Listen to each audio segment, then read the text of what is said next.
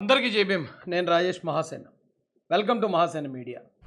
YCP చేసిన ఇంకొక పని చూపిస్తాను చూడండి. నేను చెప్పాను కదా ఇందాక, ఈనాడు పేపర్లోనో ఆంధ్రజ్యోతిలోనో ఆ క్రైమ్ వార్తల ఆ పేపర్ ఆ పేజ్ తీస్తున్నారు. ఎక్కడెక్కడ లారీ గుద్దేసింది, ఈడు కొట్టు చంపేసుకున్నారు, లేదా లారీ బుర్రమ కొడితే బుర్ర బద్దలాసిపోయింది, ఇలాంటి వార్తలన్నీ తీస్తున్నారండి. తీసాయన్నీ ఇదిగో 30 రోజుల్లో రాష్ట్రం రావణ కాష్టం అంట.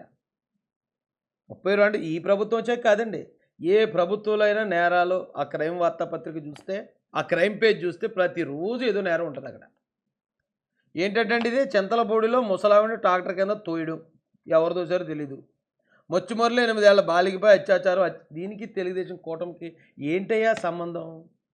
ఇప్పుడు ఇవన్నీ జరిగాయని పెట్టారు కదా, ఎక్కడన్నా న్యాయం జరగకపోతే, ఎవరినన్నా నేరస్తుడిని పోలీసులు పట్టుకోకుండా వదిలేస్తే అప్పుడు పెట్టండి.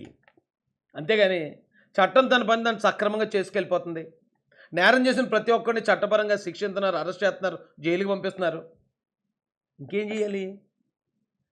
స్పైడర్ మ్యాన్ లాగా ఎక్కడన్నా జరగబోతుందనగానే ముందుగా ఊహించి అక్కడికి వెళ్ళిపోలా చంద్రబాబు నాయుడు గారు? లేదా క్రిష్ సినిమాలో హృతిక్ రోషన్ గారి లాగా ఏదైనా ఒక ప్రమాదం జరగబోతుంది అన్నప్పుడు ముందే ఈయన ఊహించేసి వెళ్ళిపోయి అక్కడికి వెళ్ళి కాపాడేసి మొత్తం హెలికాప్టర్లు విమానాలను పైకి లేపేయాలా?